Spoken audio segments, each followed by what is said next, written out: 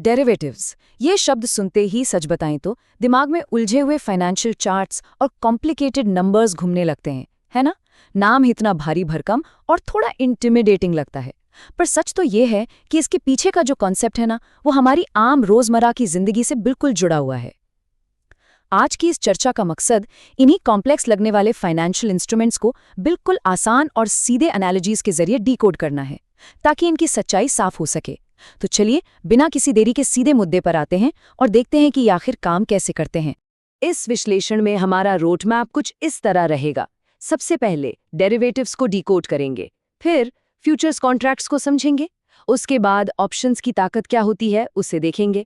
चौथे नंबर पर आएगा लेवरेज, जो कि ताकत भी है और खतरा भी, और आखिर में इनके असली इस्तेमाल और जोखिम क्या हैं उस पर बात करेंगे।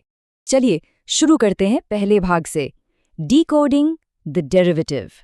अब अगर एक सिंपल डेफिनेशन की बात करें तो डेरिवेटिव एक ऐसा फाइनेंशियल इंस्ट्रूमेंट है जिसकी खुद की कोई इंडिपेंडेंट वैल्यू नहीं होती। सही सुना, इसकी अपनी कोई स्वतंत्र औकात नहीं है। इसकी वैल्यू किसी दूसरे एसेट, जिसे हम अंडरलाइंग एसेट कहते हैं, उस पर निर्भर करती है या वहीं से डिराइव होती है। सीधी सी बात है, डेरिवेटिव का पूरा वजूद किसी और चीज के दाम पर टिका होता है। थोड़ा और प्रैक्टिकली सोचते हैं, क्योंकि सच्चाई तो ये है कि आम लोग पहले से ही इन चीज़ों को कितनी अच्छी तरह समझते हैं। सोचिए एक एडवांस मूवी टिकट बुकिंग के बारे में। पैसे आज दिए जाते हैं पर मूवी बाद में देखी जाएगी, और हाँ, टिकट का दाम आज ही फिक्स हो गया। या फिर किसी आम के पेड़ का उदाहरण ले लीजिए। पेड़ किसी और का है पर आज ही एक समझौता पक्का हो गया कि आगे चलकर आम तय दाम पर ही खरीदे जाएंगे। ये सिंपल डील्स बिल्कुल एक डेरिवेटिव कॉन्ट्रैक्ट की तरह ही काम करती हैं, जहां भविष्य की चिंता को आज के दाम पर लॉक कर दिया जाता है। तो आखिर वो कौन सी चीजें हैं जिनसे मार्केट डेरिवेटिव्स को उनकी वैल्यू मिलती है?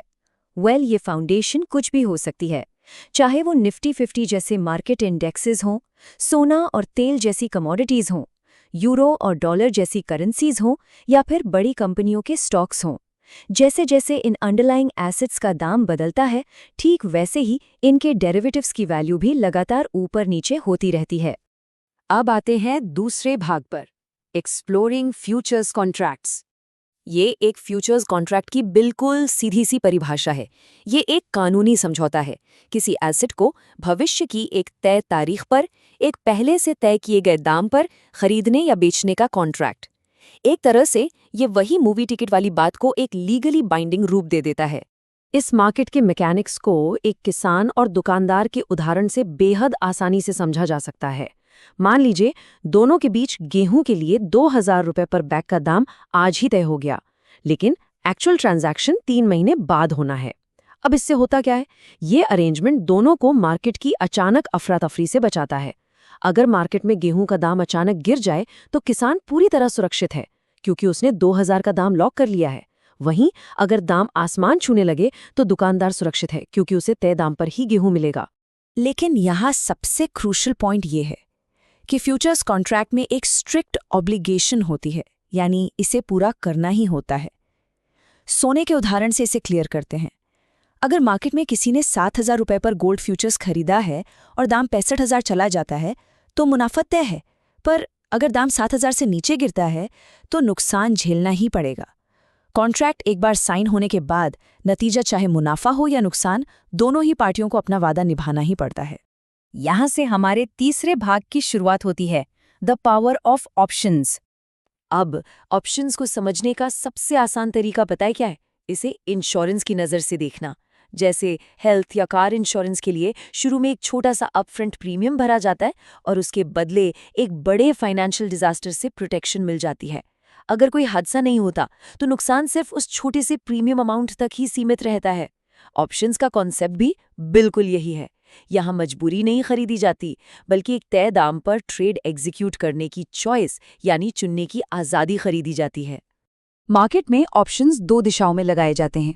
कॉल ऑप्शन तब काम आता है जब अनुमान हो कि एसेट का दाम ऊपर जाएगा। दूसरी तरफ पुट ऑप्शन तब इस्तेमाल होता है जब उम्मीद हो कि दाम नीचे गिरेगा।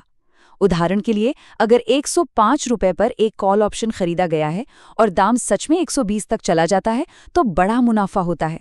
लेकिन अगर दाम वही का वही रह जाए तो नुकसान की कोई अपर लिमिट नहीं खुलती, बल्कि सिर्फ वो छोटा सा शुरुआती प्रीमियम ही डूबता है।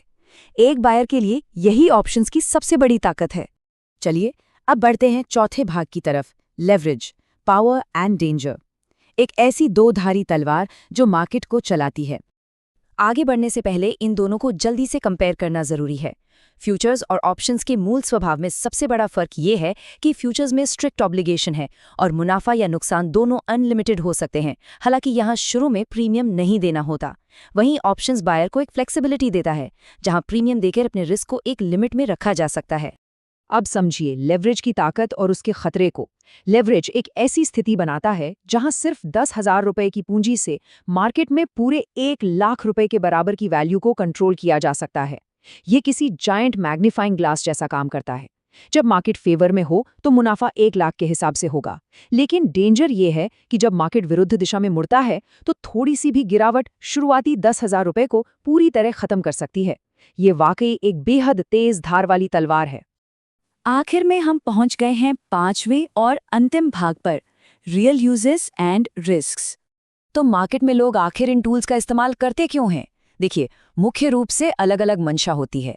एक तरफ हेजिंग है, जहां एक निवेशक अपनी पहले से मौजूद इक्विटी पर बड़ा रिस्क कम करने के लिए ऑप्शंस जैसे इंस्ट्रूमेंट्स का इस्तेमाल करता है, एक सेफ्टी नेट बनाने के लिए। दूसरी तरफ स्पेकुलेशन है, जहां लोग लेवरेज की ताकत का इस्तेमाल करके मार्केट के शॉर्ट टर्म मूवमेंट्स पर बेट्स लगाते हैं ताकि कम समय में ज्यादा रिटर्न्स मिल सकें। कुछ लोग आर्बिट्राज के जरिए भी दो मार्केट्स के बीच के दाम के फर्क से मुनाफा निकालते हैं। ये सभी तरीके मार्केट में एक साथ चलते रहते हैं, लेकिन जहां प्रॉफिट की इतनी बड़ी संभावना है, वहीं खतरे बिल्कुल साफ और भयंकर हैं। ये चार मुख्य कारण ही अक्सर नए लोगों के पैसे डूबने का कारण बनते हैं। पहला, लेवरेज का झटका, एक छोटा मार्केट मूव और बड़ा नुकसान। दूसरा, कॉम्प्लेक्सिटी, ऑप्शंस इतने उलझे हो सकते हैं कि बिना पढ़े इसमें उतरना अंधेरे में चलाने जैसा है। तीसरा, टाइम डीके, जैसे जैसे वक्त गुजरता है वक्त ही ऑप्शन की वैल्यू खा जाता है।